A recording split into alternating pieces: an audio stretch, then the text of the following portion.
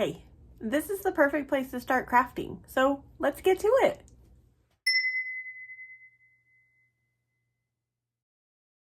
So for this project, we're going to create a high-end wooden tic-tac-toe board, and I'm going to start out with these 9 cubes to add to our board. I also took some brown paint and added some water to give it a stain. I got these cubes at Hobby Lobby, but there is an Amazon version, and I will link that down in my description box, along with all the other Amazon links that I have for today's video. So then I'm going to take these stencils, and these are the sticky stencils that are reusable.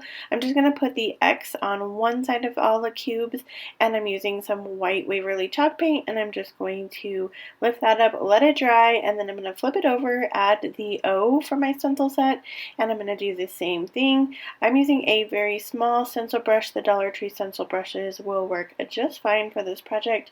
Then I'm going to take that up as well, and I did all 9 cubes with the X's and O's opposite of each other.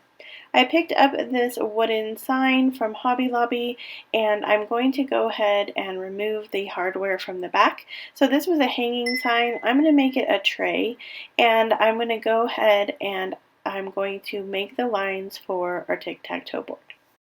Once I've drawn the lines or marked the lines here, then I'm going to take a pencil and I'm going to draw the lines before I use the marker. That way I can double check that I like the way that they are placed before I make any permanent marks with the marker. So once I've drawn the lines and I like how they look, then I'm going to go ahead and I'm going to use my brown marker. Once I get the brown marker on there, I kind of feel like my brown marker is a tad bit too dark, so I go over it with some white Waverly chalk paint, kind of dry brush it on there.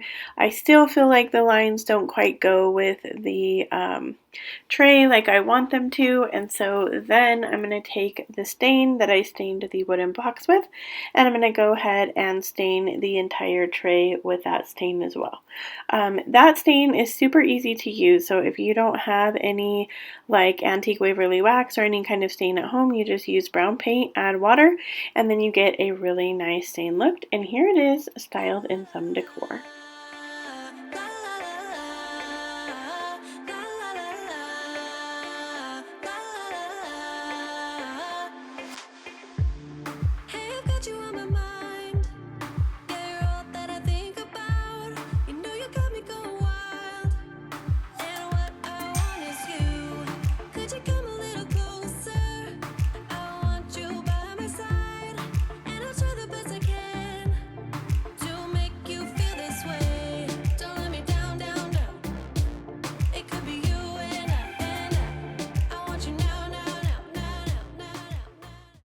For this project, we're going to make some wooden dice, and we're going to still be using those same cubes.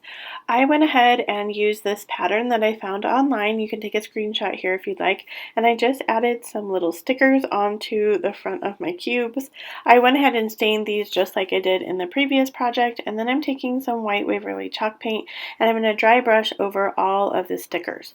Once I let that dry, then I just remove my little stickers, and I'm going to show you what it looks like styled in some decor.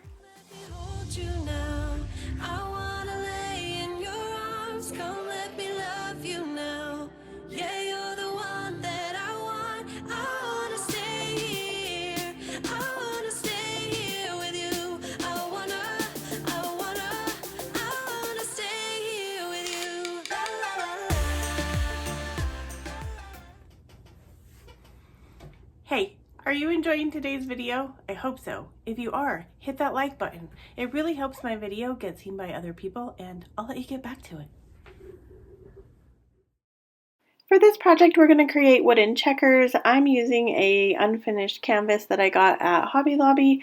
I did originally plan to use just the unfinished wood color, but then I kind of messed up with my stencil, so I painted it with my stain, and now I'm starting over. My stencil came from Hobby Lobby, but there is an Amazon version, as you can see. I'll have that link below, and I did speed up this part of the video because nobody wants to watch me paint this whole stencil, but I just wanted to tell you guys to make sure that you do this process in a slow process. It's a little time consuming, it's a large stencil, but the slower you go and the smaller kind of detail brush you have for stenciling, the better your project is going to look.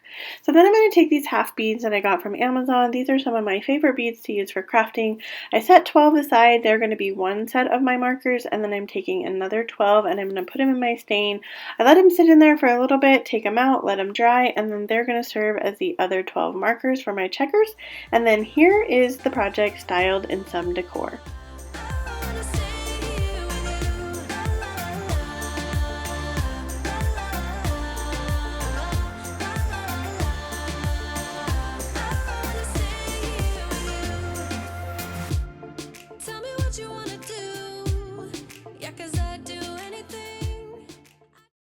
For this project, we're going to create a set of wooden dominoes. This is super easy, a little time consuming. You're going to need 28 planks. I picked mine up at Hobby Lobby. You can also get them on Amazon, which is linked down in my description box.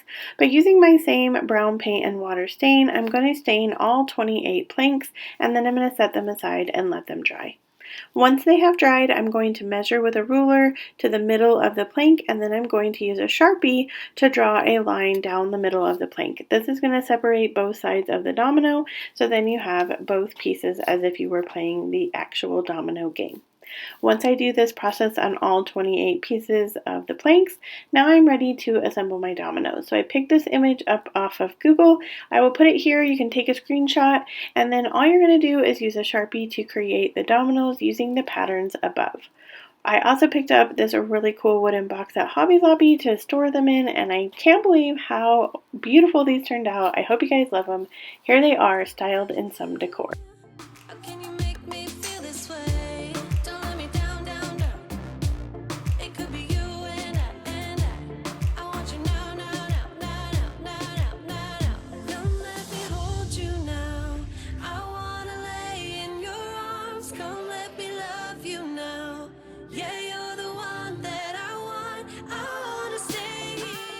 I'm in love with these projects. I can't believe how high-end they turned out looking. I could totally see these in any high-end store for sale, and they would make an awesome gift for anyone that loves those kind of wooden, kind of rustic games that they leave on their coffee table, or these are functional too as well.